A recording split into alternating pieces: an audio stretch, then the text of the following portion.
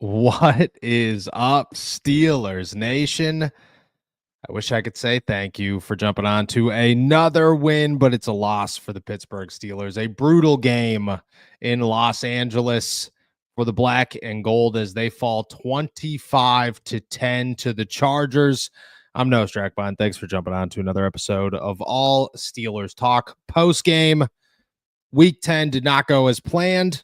I said going into this game that the Pittsburgh Steelers had an opportunity to put themselves back into contender status with this one. That last week, the objective, the game was to make everybody forget about the two previous weeks beforehand. And they were able to do that. That Indianapolis was an opportunity to shut down a lot of the noise and to bring the Pittsburgh Steelers back to a 5-3 football team that leads the AFC North and is still in contention for the AFC Conference.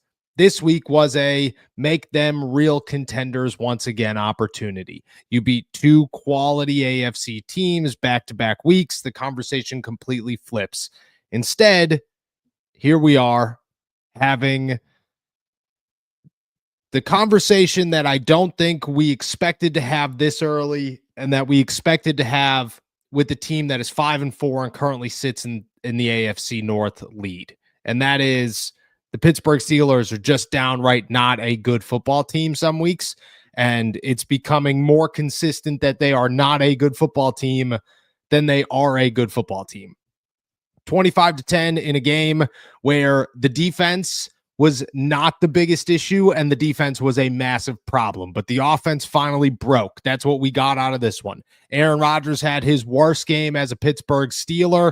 I don't think it's time to overreact on Aaron Rodgers. I'll say that a million times here. I don't think he played well. I think anybody sitting around saying Aaron Rodgers stinks, I can't believe the Steelers signed him, are completely ignoring everything he's done up until this game. Aaron Rodgers has his worst game as a Pittsburgh Steeler. The Steelers' immediate regret for not getting a wide receiver emerges right to the surface in minutes within this football game and never goes away and continues to get worse. Their offensive line is back to being awful. Broderick Jones is back to being a very bad left tackle, and the Pittsburgh Steelers, well, they don't have anywhere to go right now. The Pittsburgh Steelers are a team that may just need to drown as the ship sinks, and that is not a fun place to be for any team. And can they figure it out and turn it around? I mean, they're paying enough guys and they have enough future Hall of Famers that they should be able to do that. But you have to also look at this and be very honest with the situation. And honestly, the situation is that the Pittsburgh Steelers don't have many options as we sit here today. That you cannot sit here and look at this team and say 25-10, the worst offensive performance they've had all season. Should have been 3 points. They should have scored 3 points. Roman Wilson in a garbage time touchdown that Aaron Rodgers should not have been on the field for does not count in my head and should not count in anybody's head. The Steelers walked into this football game and they had momentum, and that momentum seemed to not even get on the plane to LA. Defensively, running the football remains an issue. Don't know how you fix it, because to be quite honest with you, you went out and you got a run-stuffing linebacker in Malik Harrison. You drafted a first-round defensive tackle in Derek Harmon. You added quality depth around them, and still you even got Jack Sawyer, who's a run-stuffing outside linebacker, to join Alex Highsmith, who's a run-stuffing outside linebacker, and still your run game on defense is one of the worst in the NFL. Make that make sense, because it doesn't. It doesn't make sense. Where we sit today, where this whole situation sits today, is that the Pittsburgh Steelers are a very, very good team on paper that plays terribly 9 times out of 10, or in this instance, 4 times out of 9. And those 4 times, man, they're enough to show you that this team's in a lot of trouble. And I don't know if they're going to be able to turn it around fast enough to say that they're contenders at any point. They should have been all in at the trade deadline. We could continue to rag on that, but they should have been all in on the trade deadline if they thought they were a Super Bowl team. But everybody and anybody should be sitting around today saying, thankfully, they did not. Because if they went out and they got a Jalen Waddle, or they went out and they got a whoever at wide receiver, and then potentially added to their defense, and they still put on a performance like they did today, we'd be sitting here going, I cannot believe that the Pittsburgh Steelers just wasted draft picks and cannot figure it out still. That's what we'd be saying. So you want to chalk it up to a small victory there, a long-term victory, maybe. In terms of how you improve right now, the Pittsburgh Steelers answer is easy. Marquez Valdes-Scantling should be on your active roster tomorrow. No questions asked. He should not even be considered a practice squad guy anymore. The Pittsburgh Steelers should not take any more risk of losing him. They need a wide receiver. They need a wide receiver bad. It goes beyond Calvin Austin dropping footballs and letting them fall right into Dante Jackson's arms. Shout out to Dante Jackson revenge game that nobody saw coming. It goes beyond the fact that Jonnu Smith is not really involved in this offense as much as everybody wants to talk and say that he is. It's Pat Freiermuth, Darnell Washington, and then whoever could catch the football. And it goes beyond getting DK Metcalf any relief whatsoever. This goes towards Aaron Rodgers has so much chaos around him and nobody open that it is coming back to hurt him and hurt the offense more and more as the weeks go on. That cannot continue. That cannot continue. You have to figure that out today. Marquez Valdes-Scantling's the only option that you have right now. Is he a good one? Nope, he's not. Is he the only one that you've got? Yes, unfortunately. On the defensive side of the football, I don't think there's a fix. But to be quite honest with you, I don't think there's been a fix. I don't think the Steelers' defense is fixable, unfortunately. What are you going to do? Are you going to go play TJ Watt more? Are you going to move Jalen Ramsey around again? Are you going to try to get Darius Slay off the field, who missed most of this game, only for Brandon Echols to get absolutely toasted by Ladd McConkey all game? It just doesn't make sense. There are no fixes because the Steelers defense just doesn't play well. They're the most expensive defense in football. They made splash after splash after splash to load this defense up, and it is sitting here as one of the worst in the NFL. That's where the Steelers defense is and potentially cannot move from. I don't know how you adjust this or change schematics or whatever. You have a loaded roster that just doesn't play well and has not played well for most of the season. And that's on Mike Tomlin. That's on this defensive coordinator and Terrell Austin. That's on the fact that this defense is so good and you cannot get them fired up enough to actually play well. I don't know how you fix that. What I do know is you got to start pointing fingers and saying, this is an issue, this is an issue, this is an issue. You don't pay $160 million to give up 25 points a week and make it look like that's not even the worst of your games. 25 points is fine for the Steelers right now. They'll welcome giving up just 25 points. They'll welcome it because most weeks they give up 30.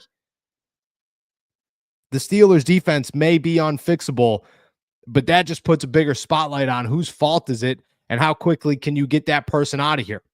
Because that's where the Steelers should be right now, is that they are a 5-4 football team coming off an absolutely embarrassing loss in prime time for the second time in 4 weeks. For the second time in 4 weeks, the Pittsburgh Steelers have lost a primetime game in embarrassing fashion to show the NFL world that they are not really Super Bowl contenders, that they are fake good. That's how people lose jobs. In the NFL, that's how you lose a job. And I mean, Art Rooney watches every single game, but the noise gets louder when everybody in America is sitting around watching you lose in just embarrassing fashion in prime time. That's what happens. Again, I don't think there's a fix. I just don't think there's a fix. Not defensively. I think defensively you are just in the hole. You have to chalk this up as not good enough. The Steelers tried and failed miserably.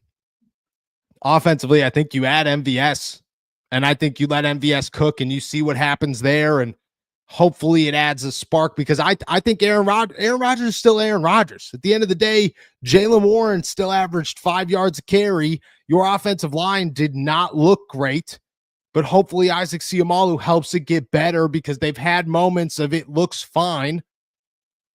And Aaron Rodgers is still one of the greatest quarterbacks of all time. And I'm not chalking it up saying he stinks after one bad game. I'm just not going to do that. The man has had 21 years of winning football. A couple of bad games is acceptable. You're allowed to have a bad game every now and then. And Aaron had a terrible game against the Chargers, but I'm not willing to sit here and say that it's over. I think offensively, as crazy as it sounds, you can potentially fix this.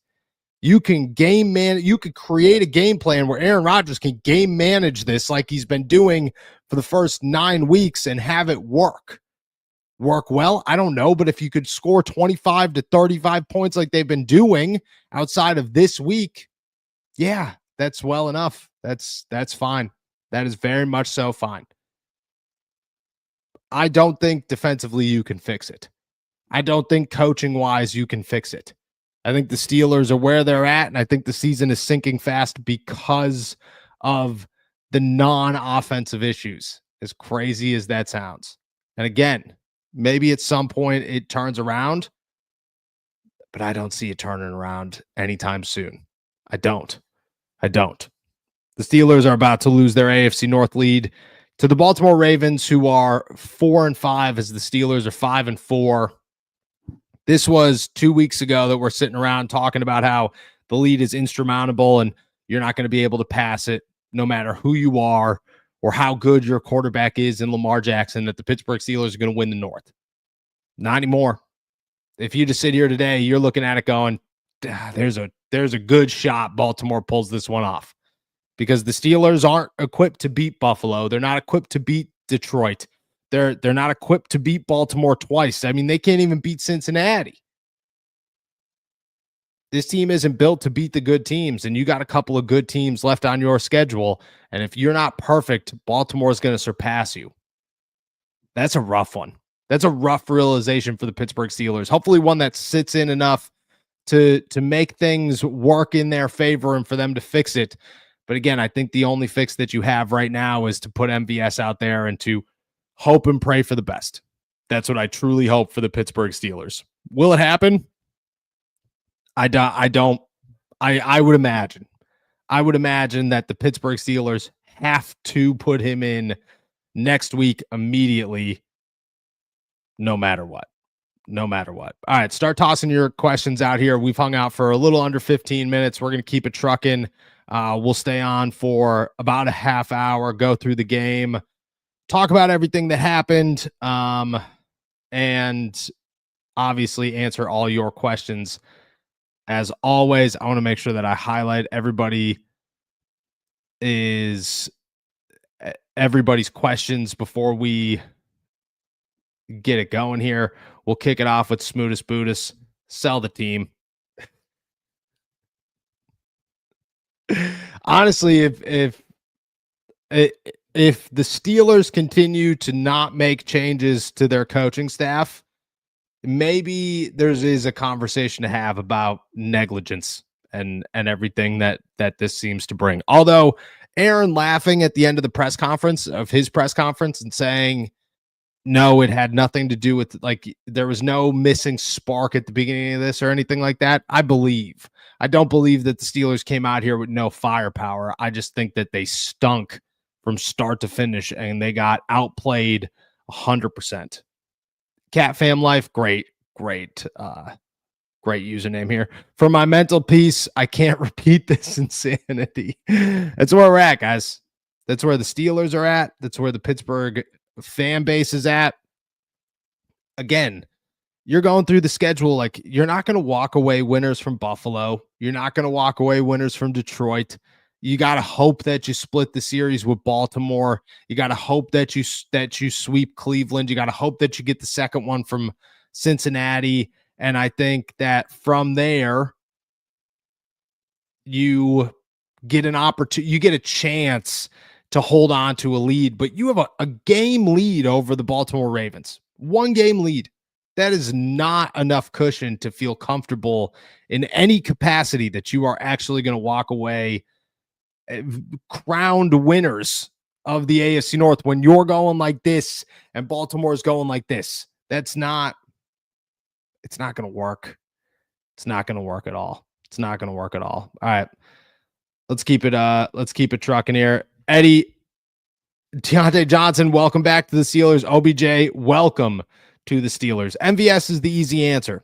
You go and you put MVS on the practice squad or on the active roster this week. You do not remove him. You do not take the chance that another team signs him off your practice squad. You get him on the active roster. Trey Sermon didn't play a snap. There is no need for him to be on your active roster. Sorry. And if you want, you can put Scotty Miller on the IR if that's what you want to do, but it doesn't matter. Somehow MVS has to be on your active roster by Sunday, and you can't take him off. And he plays. This isn't a Mike Williams situation where you're going to slow roll him in here and talk all year about getting on a moving train only for him to not actually do anything. No, he plays in the football game. It's what he does. It's what you need him to do.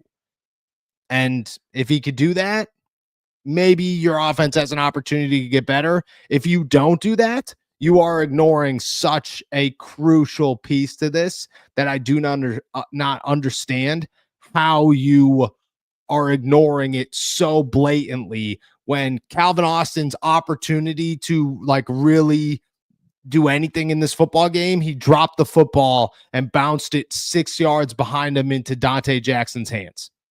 No, you can't ignore this. And if you continue to, I mean, if you are Mike Tomlin and Omar Khan and you continue to ignore that you don't have an answer, but at least you have an attempt, I mean, you're just not doing your job. You're just not doing your job.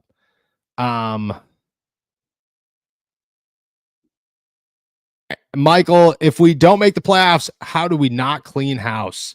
If the Steelers don't make the playoffs, I think there's a real conversation about how close to the tipping point everything is. I mean, there's already obvious conversations out there and reports that Rooney is growing frustrated with the lack of success for the Pittsburgh Steelers and with Mike Tomlin, and I think that's real. And if you don't make the playoffs for some reason, if you fall that far, yeah, you have to have that conversation. You have to. I mean, do I foresee it happening? No, I think the Steelers are going to make the playoffs for one. And two, I think that they're going to do just enough for Art Rooney to not fire anybody except for Terrell Austin. But again, if it continues to fall the way that it is, yeah, you have to have that conversation. You have to have that conversation. And if you are not having that conversation, you are admitting that this thing is just getting worse and you are ignoring it because you are afraid of what comes next. Terrio Steeler, Noah, I don't think trashing the defense today is fair. The offense couldn't buy a first down. Defense was tired in the second half. Of course, they would end up giving up plays eventually. I disagree. I mean, do I think that the defense was the glowing problem in today's game? No. No, this was the worst game the offense played all season long. But I think that if the Steelers defense looked good all season except for this game, then yeah, it's okay. Well, when the offense is looking this bad, the defense is obviously going to look a little tired and things are going to happen. But this is just the Steelers have had 3 good defensive games all season. Just 3 of them. They've played 9 games. I guess 4 games. 4 of their 9 games, they have had good defensive games. That's not enough for me not to criticize the defense and say that this defense isn't good. It's just frankly not. The defense is just, if you lay it out on paper, the defense, if you look at every stat and the way everybody's playing, the defense is just not good. They're just not a good defense. If you write down every name, they're fantastic. if you write down how they're actually playing, they're terrible. So I think it goes like, again, if this was their only bad game, different conversation. But this is just another bad game on top of a season of bad games for the Pittsburgh Steelers defense. And I think because that, you give criticism to both sides of the football. That's how you go about this. Oh, I'm not even going to try it. I apologize. What should the Steelers do in these next weeks for that's an like it stinks because if this was a week ago, it's you make phone calls, you try to trade for this position, for that position, you try to replace Broderick Jones, you try to find a corner because you desperately need a corner, you try to fix your wide receiver position because you desperately need a wide receiver. Where they sit today, post trade deadline, you don't even have options. What do you can't play Brandon Echols more than you played him today, and he didn't look good at all. And then Darius Slay is now in concussion protocol. Jalen Ramsey's already moved to safety. You've benched Juan Thornhill enough to say Juan Thornhill's not coming back. He's in the doghouse. It's over there. Offensively, your only option is MVS. You got to hope that Isaac Seumalo comes back healthy. Again, do I think that they turn around? It would not shock me if the Steelers won by 30 points against Cincinnati next week. Would not shock me at all. But it also wouldn't shock me if they lost. And I think I truly think that the Steelers right now are in a place that they are deadlocked in mediocrity, and they're walking like the tightrope every single week of like, are we going to be good or bad?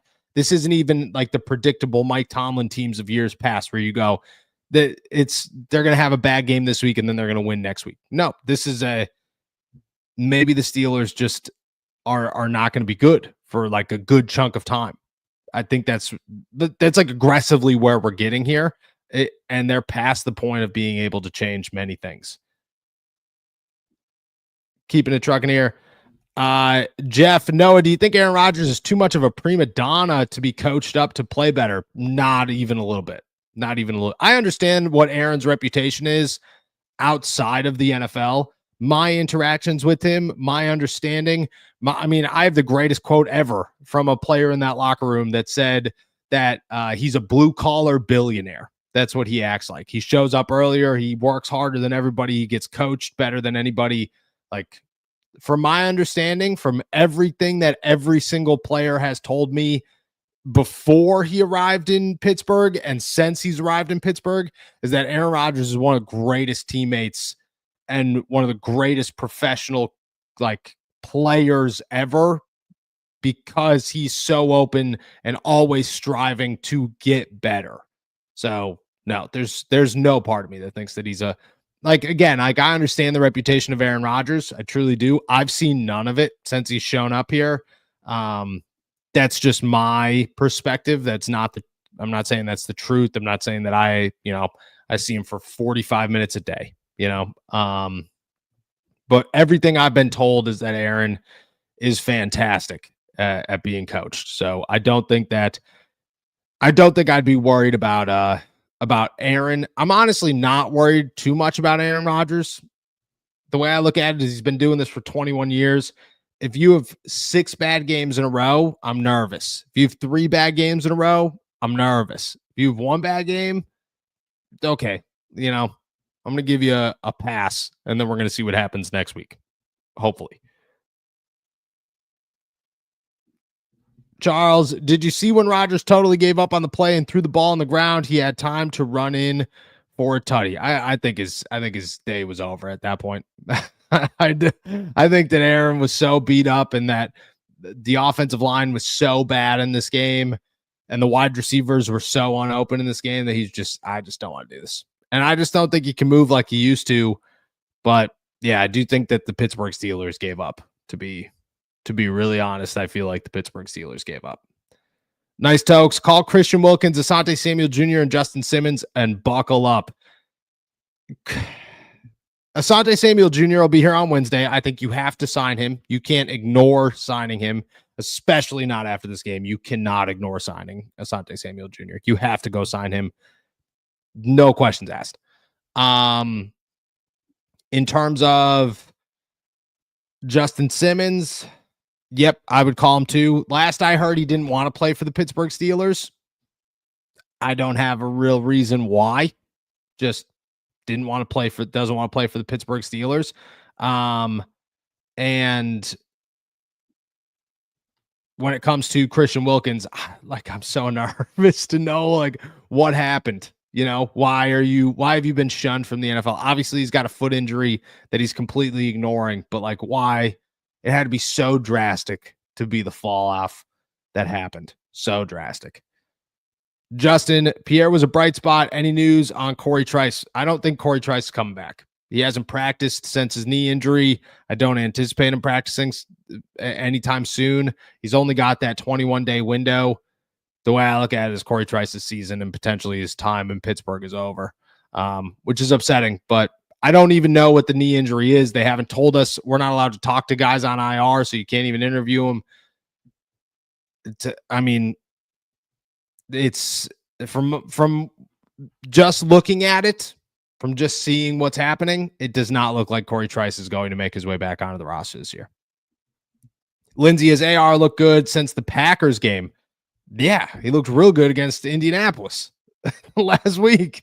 That's what I look at. Aaron Rodgers is not throw for 400 yards quarterback. That's not who he is in Pittsburgh. That's not, and anybody expecting him to be a Patrick Mahomes or a Matthew Stafford is crazy.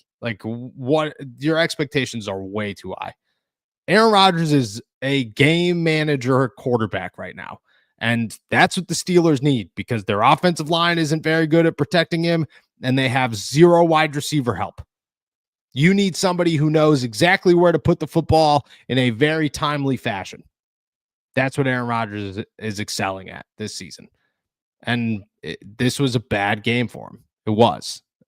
But he looked good last week. I think he's looked good most of the season. And I think game manager wise, which is the position he's playing right now, I think he looks pretty great, actually. William, where was Jonnu Smith? I don't think Jonnu Smith has made any impact on the Steelers. I like Jonnu Smith. I think acquiring Jonnu Smith for a 5th round pick was fine. Sure, you want to toss it out there? Great. Do I think that Jonnu Smith was a part of the game plan more than just Mike Tomlin hyping him up? No. And I don't expect that to change. I look at Jonnu Smith as just tight end 3 for the Pittsburgh Steelers. Tight end 3. Smooth as Buddhist. Remember my 10-7 prediction before the season started? Starting to think I should play the lottery. You should have bet it, my friend. No, I don't give gambling advice, but you should have bet it. You should have bet it for the Pittsburgh Steelers. 7-10 would have been great. Would have been great. Would have been great. Lindsay coming back. No, he didn't. Again, it's hard to argue. I don't want to be that guy that just continues to argue, but Aaron Rodgers went 25 and 35 for 203 yards, a touchdown, and a 95 passer rating a week ago. That's exactly what you're looking for on Aaron Rodgers. Not looking for anything more. He can't be the guy. The Steelers didn't sign him to be the guy to come in here and win them a Super Bowl. They signed him to be the guy to come in here and be a quarterback for their team. And that's what he's doing. And I'm going to give him credit for it. Enigma After Dark. We've watched enough Steelers football to know the sky isn't falling. Another bad game that we'll bounce back from. We have the vets to do it. Just got to get back to work. Sometimes I think there's a real, I think there's a 50-50 shot that the Steelers lose next week to Cincinnati and the season's over, and that they go and they beat Cincy by 30. And everybody's like, oh, Steelers are back. Either way, the roller coaster ride continues. Mike Tomlin loves it more than anything. It does not give me hopes that they're a Super Bowl team at all, not even a little. But I hear where you're coming from. Nice, Tokes. What's the short-term plan? 4 to 8 games to keep the season alive, and long-term plan to build towards competitiveness. The long-term plan is to look at this defense and to reassess everything. Where are you going at corner? Where are you going at inside linebacker? Where are you going at defensive line? Where are you going at safety? Because you got to fill all those positions. You got to pretty much redo your entire defense this offseason. You got to look at it, rip 90% of it apart, and say, where do we start? And how do we rebuild this thing to be competitive? On the offensive side of the football, you got to find wide receivers. You got to admit your wrongs in Broderick Jones and move on there. You got to find a guard for Isaac Seumalo, and it's not going to be Spencer Anderson after tonight. And you got to find a quarterback, which is the hardest thing you could possibly do right now. So it's a lot of rebuild. It's a lot of rebuild for the Pittsburgh Steelers. They're approaching like a pretty significant rebuild in the next couple of years. They could push it off for as long as they want. But I do think that it is at some point they are going to have to sit down and rethink a lot of things. Short term, you go out and you get Asante Samuel Jr., you bring MVS up, you start there, and then you keep adding pieces as you need them. I don't know if they're out there. But all right, guys, make sure I didn't miss anything. I did not. With that said, I'm heading out of here. Thank you so much for jumping on to a little post-game live stream. Pittsburgh Steelers Week 10 loss to the Los Angeles Chargers. It's a tough one. It's their worst loss of the season. I think we could chalk that up to this. This was the most embarrassing game they've had in 2025. I don't think it's the end of the fight. I don't think it's the end of the roller coaster. What I do think is that the Pittsburgh Steelers got a lot to build off of. We'll see what happens. With that said, hit that like, hit that subscribe button on your way out of here. Can't thank you enough for that. For everybody who is not here regularly, you can find all our work at youtube.com/allsteelerstalk. Check out where you get your podcast. And as always, find all my work at si.com/NFL/Steelers. Oh, we got one more. Remington, a bunch of people making excuses in the chat for them playing poorly. We just suck right now. That's all there is to it. Yeah. I think that's the craziest part is you sit here and I don't think there is an excuse or a rhyme or a reason. I just think, quite frankly, the Pittsburgh Steelers are just not playing as a good football team. And they have not played as a good football team collectively outside of maybe 2 games this season. 3 games. Minnesota, Cleveland, and Indianapolis. That's it. Besides that, they have played like a bad football team. I don't know if that's going to change. I anticipate it changing to some degree. But right now, that's plain and simple where they're at. I agree. All right, guys. With that one said, I'm heading out of here. Enjoy another beautiful day in the Berg. I'll be back tomorrow for the flagship show. Make sure to check it out. Make sure to check out my to-go that drops in about 6 hours. So appreciate you guys as always. As always, I know it's a tough one. I know it's 1 a.m. Go enjoy it. Enjoy another beautiful day in the Berg. Peace.